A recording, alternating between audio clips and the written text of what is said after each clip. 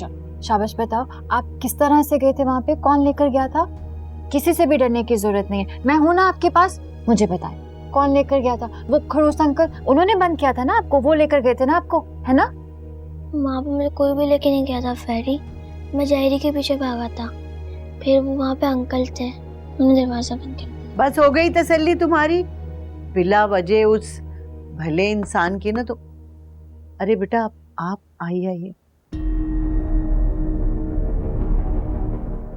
बिना बताए आने के लिए माजरत चाहता हूँ। वहां जो कुछ भी हुआ मैं उसके बारे में लाइल। आई होप के बच्चे ने आपको सब बता दिया होगा। आपने बताया?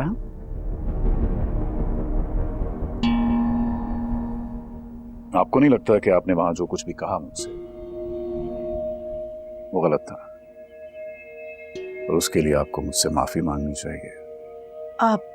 बेटा वो दरअसल सुहा को ना कुछ गलतफहमी हो गई थी, तो इसकी तरफ से मैं माजरत कर। नहीं आप प्लीज शर्मिंदा मत कीजिए।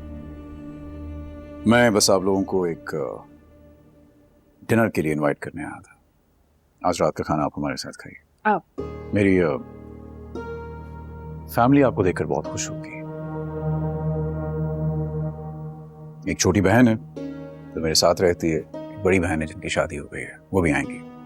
बहुत शुक्रिया बेटा, लेकिन इस तकल्लुफ की क्या जरूरत थी? पहले ही तुमने हमारे लिए इतना कुछ किया है कि नहीं, कुछ नहीं किया। आप लोग आइएगा, मुझे अच्छा लगेगा, मैं इंतजार करूंगा। इंशाल्लाह जरूर आइएगा।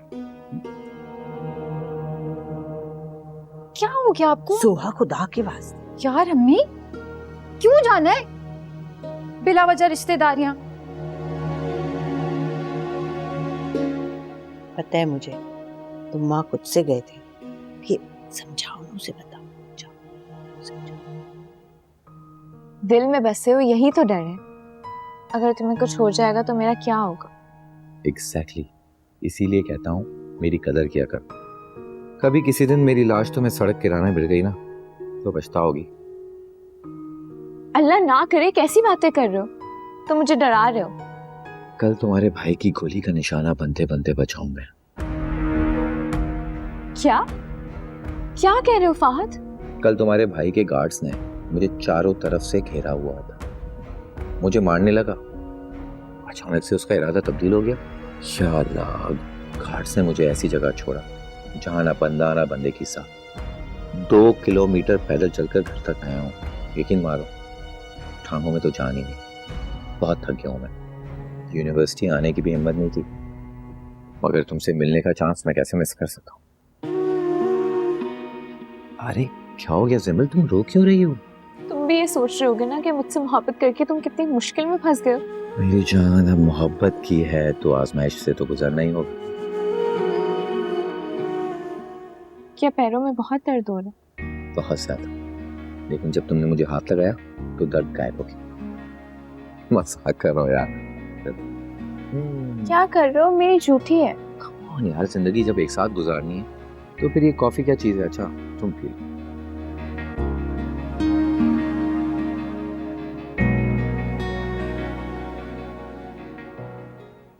मुझे समझ नहीं आ रही, तुमने उनका घर परचेज ही क्यों किया?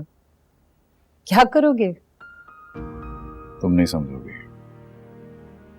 अगर वो घर मैं नहीं खरीदता तो कोई और खरीद दे,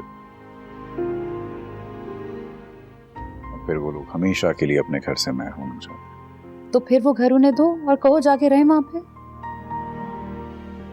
पहली बात तो ये कि वो लड़की बहुत सरफिरी है।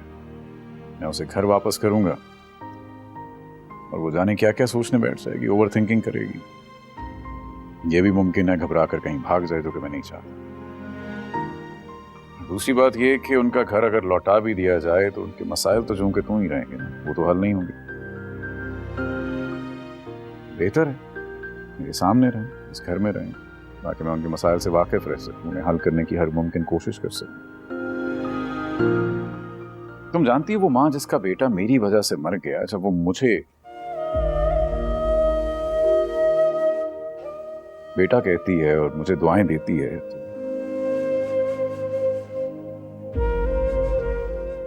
मैं अपनी नजरों में शर्मिंदा हो जाता हूं।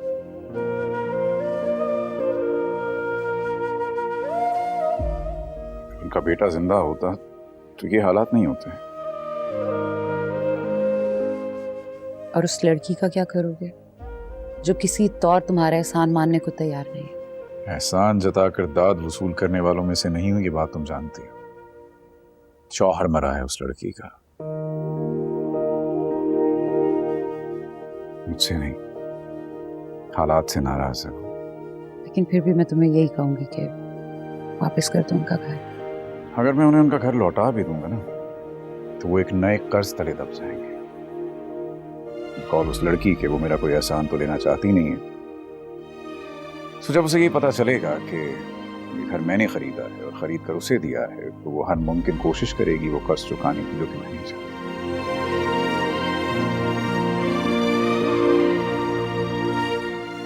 2 दफा तुम उस लड़की से मिले और इतना पहचान गए। आम लड़की नहीं है, इज्जतदार है, खुददार है। मैं जब जब उससे मिला हूं ना, मेरे दिल ने उसका दर्द महसूस किया है। वो चाहे तो जी सकती है अपने लिए, मगर वो उन लोगों की जिम्मेदारी उठाए हुए है जो उसके रिश्तेदार भी नहीं, जो उसके मरहूम शौहर की जिम्मेदारी थी। कहां मिलते हैं आजकल ऐसे सेल्फलेस लोग। लेकिन साफ यार, वो लोग इस तरह से कैसे रह सकते हैं? कब तक रह सकते हैं? जब तक वो चाहें। और मैं हर मुमकिन कोशिश करूंगा उनका हर मसला हल करने की। हाँ, आज उन्हें डिनर पे इनवाइट किया है। तुमसे सिमल से मिलेंगे तो शायद कुछ मुतमईन से हो जाए। इंतजामात में कमी नहीं रहनी चाहिए।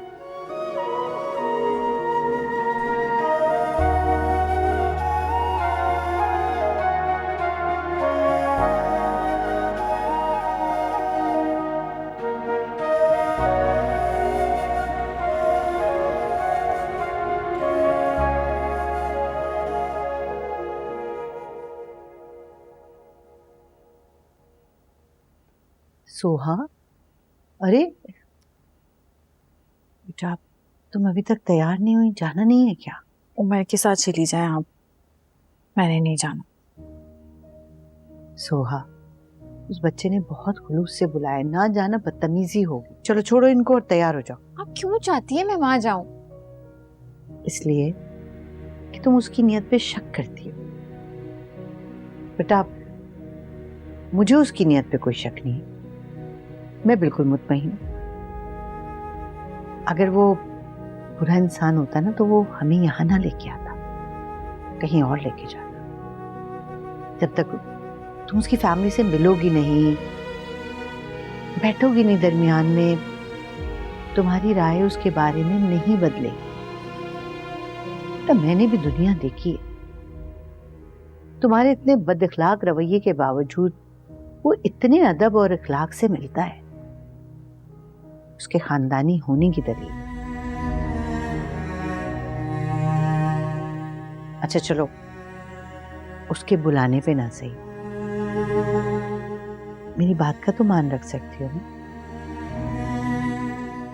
नहीं, मेरी बेटी ने, चलो शाबाश।